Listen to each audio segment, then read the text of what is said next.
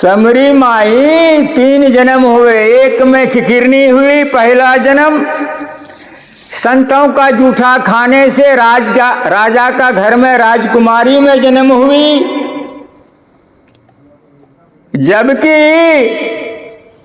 संत महापुरुष वहां पहुंचे, कहने लगे कि बेटी धन्य हो तुम, तुम्हारा माँ बाप धन्य है, ये राजा धन है, इनके घर में तुम्हारी जन्म हुई है। तो कहने लगे कि बाबा हमें ऐसा जन्म नहीं चाहिए, ऐसा घर नहीं चाहिए, हमें मेरे माता पिता कहते हैं कि हम लोग राजा रजवार हैं, हम लोग बड़े आदमी हैं, ग्राम के भीतर में रहना चाहिए ताकि हम लोगों को कोई देखे नहीं। बताइए बाबा, ऐसा जिंदगी हमको नहीं चाहिए। कैसा जिंदगी चाहिए कि हम कुरूपा हो, कोई नजर न लगावे, इस घर से हम जल्दी कल्याण होके चले जाए। बाबा ने कहा वैसा ही होगा बेटी। तब जाकर के जन्म लिए, छोटा जाति में मुसहर के घर में जन्म लिए, और काला काला केस, काला बदन और लंबा लंबा दांत। भक्ति भेद में बहुत आगू थी समरी माई, लेकिन करे क्या, वो लोग तो जानते नहीं थे कि भक्ति कौन चीज है। जब समरी माई की शादी होने लगी तो 100 बकरा बलि देने के लिए लाए और बाराती लोगों को खिलाने के लिए लाए।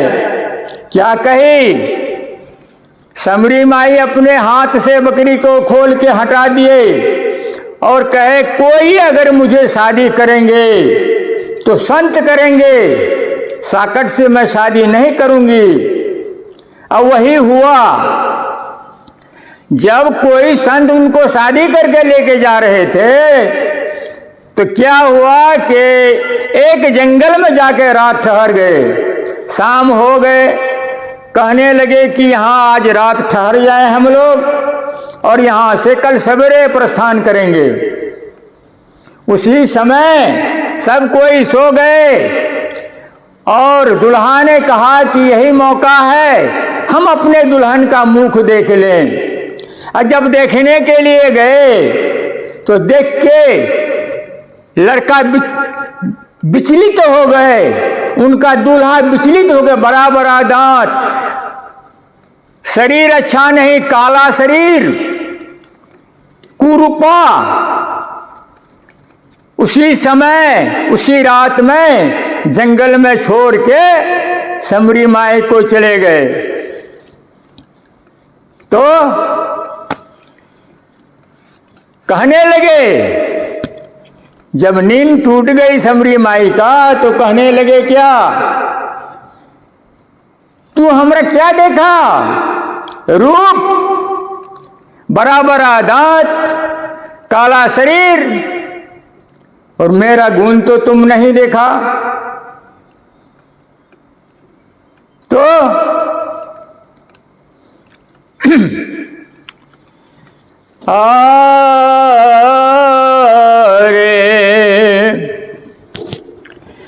समरो के द्वार पर साधु बाबा है, लेकिन लिह समरो चरण पखार। और समरो के द्वार पर साधु बाबा है, लेकिन साधु बाबा है, लेकिन लिह समरो चरण पखार। चरण पखारी समरो पीबिए जेल के राम, पीबिए जेल कई जाति कुल दिल कई डूबा।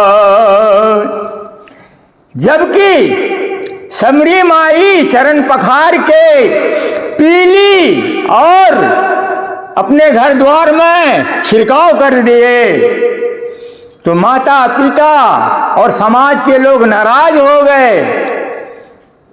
तब कहते हैं माई तोरा बर जाओ समरी बाप तोरा बूझा राम बाप तोरा बूझा छोरी रे दही साधु संग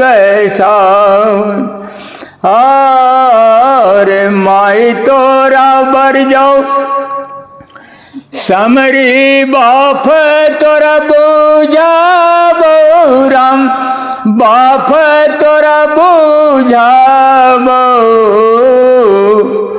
छोरी हृदय साधु संग साथ। समरी माई कहती है जान मोरा जाइत अब प्राण मोरा जाइत प्राण मोरा जाइत नहीं छोड़बै साधु संग साथ। क्या कहने लगी कि मेरा जान भी जाने से संतों का संग मैं करूंगा, मैं छोड़ूंगा नहीं। तो सुनिए आगे में टोला समाज के लोग सब एक मत एक लखिन राम एक बुधिए कैलकिन समय रोक दियो बन हो बास। यानी इसको गांव से निकाल दिया जाए, इजात कुल सब डुबा दी, संतों के साथ घूमती है नौजवान लड़की, हम लोगों का मान मर्यादा नहीं रखी।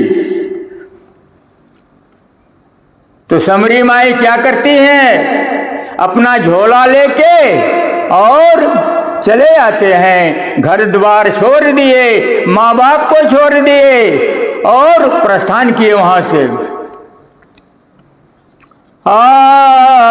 एक कोस गैला समरो दुई कोस गैला राम दुई कोस गैला तेसर कोस जमुना किनार। और एक कोस गैला समरो दुई कोस गैला राम दुई कोस गैला तेसर कोस जमुना किनार। देखिए समरी माई जमुना किनार पहुंच गई और उधर उस पार कितने दिन से भूखे बाघ हैं और बाघ कहते हैं कि हे प्रभु इतने दिन बाद आज मुझे आहार भेजे हैं आप, आज हम बड़ी अच्छा से अपने आधार करेंगे, अपने आहार करेंगे हम। तो क्या करते हैं कि उस पार से जमुना नदी में हेल के आते हैं, क्या करने के लिए, समरी माई को खाने के लिए। अरे इतनी बचनिया सुमरी बघवा जमुनमा नदी राम जमुनमा नदी धसल बाघा खाए गेलन वो। और तनी बचनिया सुमरी बघवा जमुनमा नदिए धसलई राम, जमुनमा नदिए धसलई बघवा क खाए गेलन बोझ।